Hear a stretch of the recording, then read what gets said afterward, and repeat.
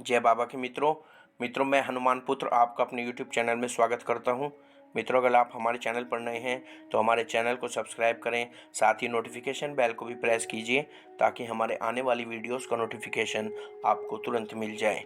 देखिए मित्रों, आज मैं आपको एक सच्ची घटना के बारे में बताना चाहता हूं। और देखिए मित्रों, ये घटना का बताने का मेरा उद्देश्य सिर्फ यही है कि देखिए मित्रों कि आप किसी प्रकार की कोई त्रुटि ना करें। देखिए, एक छोटी सी भूल और एक छोटी सी गलती से किस प्रकार पूरा का पूरा परिवार बर्बाद हो सकता है, और वो भी इतनी बुरी तरह में मैं आपको बताऊंगा इस वीडियो में। तो मैं आशा करता हूँ आप इस वीडियो को ज़रूर सुने। और 5-4 मिनट का वक्त तो आपको लगेगा, लेकिन आपको सीख बहुत बड़ी मिलेगी, क्योंकि कभी कभी मनुष्य बहुत छोटी छोटी त्रुटियों से अपने जीवन को बर्बाद कर लेता है। तो इसीलिए, और ये जो है मेरे एक मिलने वाले हैं, उन्होंने ही मुझे सच्ची घटना बताई है जो उन्हीं के परिवार के साथ ये घटित हुई थी। तो मित्रों देखिए, ऐसा हुआ जैसे आपने देखा होगा, क्योंकि मैं आपको इसका इसलिए बता रहा हूँ क्योंकि देखिए, कौन कब किस रूप में आपके सामने आ जाए आप इस बात को नहीं जो है समझ सकते। देखिए मित्रों, आपने देखा होगा कि आपके मोहल्ले में भी, आस पड़ोस में कोई ना कोई भिक्षा मांगने के लिए या गरीब आते रहते हैं मांगने के लिए। तो वो किसी भी रूप में आ सकते हैं, कोई भगवा रूप में भी आते हैं, कोई वैसे भी भिखारी आते रहते हैं मांगने के लिए। तो मित्रों देखिए, अगर आप उन्हें कुछ दे नहीं सकते तो आप उनका अनादर ना करें, उनकी मार पिटाई ना करें। कुछ व्यक्ति ऐसे होते हैं जो उन्हें देते तो नहीं हैं, उनकी मार पिटाई कर देते हैं, कुछ ऐसी वीडियोस भी आती हैं।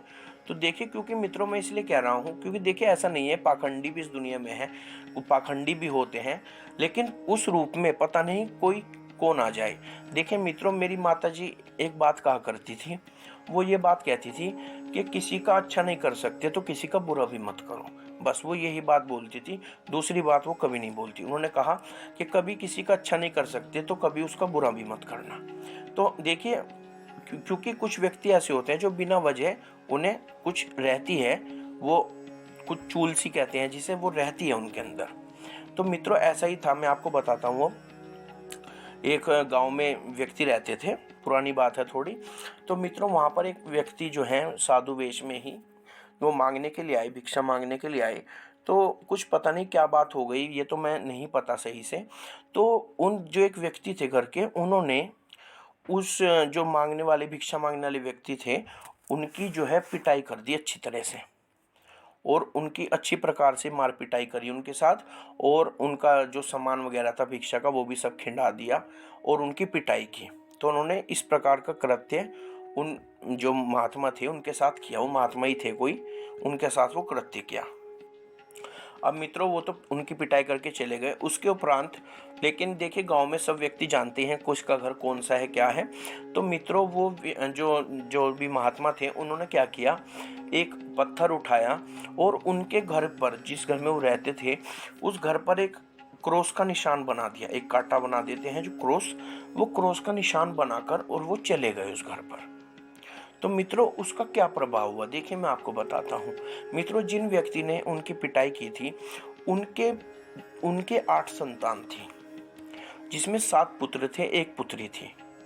तो मित्रों, इसका हुआ क्या कि कुछ दिन बाद ही उनके जो है एक पुत्र की मृत्यु हो गई, किसी कारणवश, बीमारी के कारण, और उसकी मृत्यु हो गई। और मित्रों, उसकी 13वीं भी नहीं हुई थी। उसके बाद उनकी दूसरे पुत्र की मृत्यु हो गई। उसके बाद मित्रों, दूसरे पुत्र की भी 13वीं नहीं हुई थी, तीसरे पुत्र की मृत्यु हो गई। और मित्रों, इसी प्रकार 13वीं भी नहीं हो पा रही थी। इसी तरह करते करते उनके 7 पुत्रों की मृत्यु हो गई। उन्हें कुछ ना कुछ होता था और वो तुरंत से मर जाते थे। मित्रों, एक लड़की थी, एक पुत्री बची थी, 8वीं, सिर्फ वो पुत्री थी, वो नहीं मरी थी। 7 के 7 पुत्र उनके खत्म हो गए थे, और वो उस महात्मा के कारण ही। क्योंकि देखिए, कुछ किस भेष में कौन व्यक्ति कौन आ जाए आप नहीं इसका अंदाजा लगा सकते, क्योंकि भगवान भी परीक्षा लेने के लिए इंसान की आते हैं। देखिए, बिल्कुल आते हैं, 100%, आप माने या ना माने, वो किसी भी वक्त।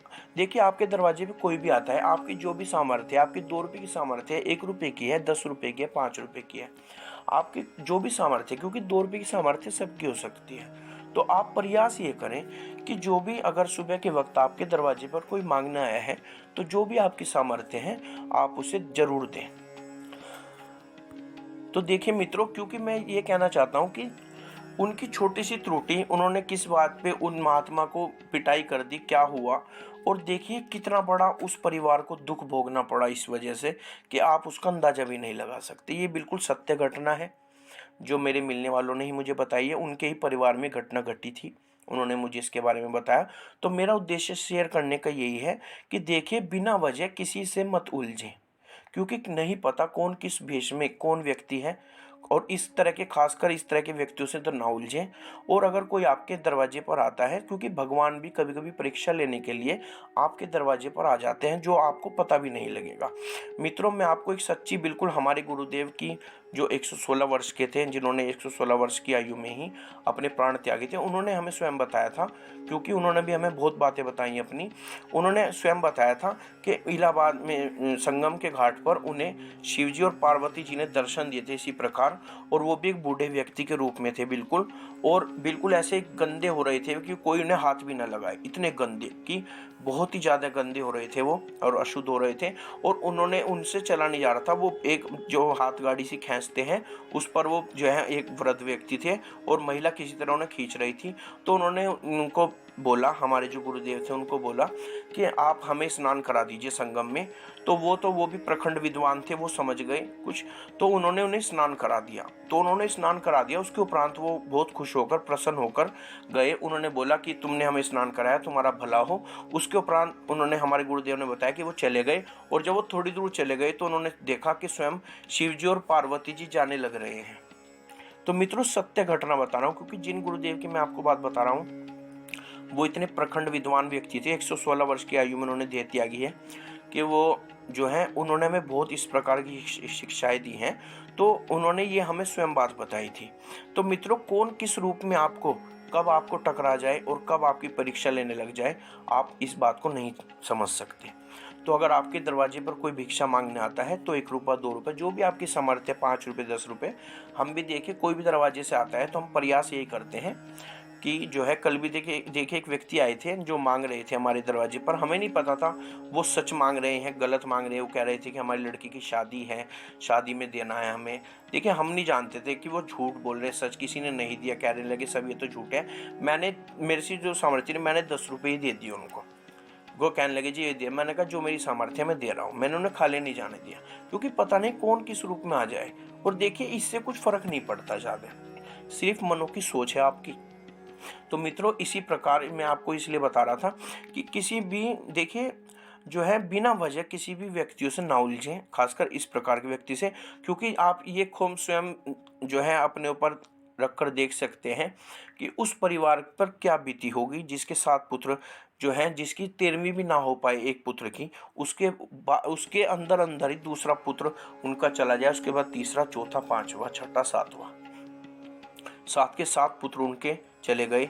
और उन जो माँ थी उन पे क्या बीती होगी, उनके पिता पर, उस परिवार पर क्या बीती होगी, तो आप इसका अंदाजा लगा सकते हैं।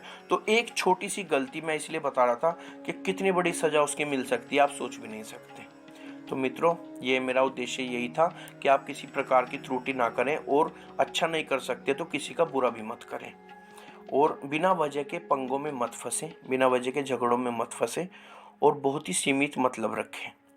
तो ठीक है मित्रों, इसी प्रकार की जानकारी लेकर मिलते हैं अगली वीडियो में। तब तक श्री बालाजी महाराज आपके सभी कार्य सिद्ध करें, आपकी सभी मनोकामनाओं को पूर्ण करें, इसी आशीर्वाद के साथ। जय बाबा की।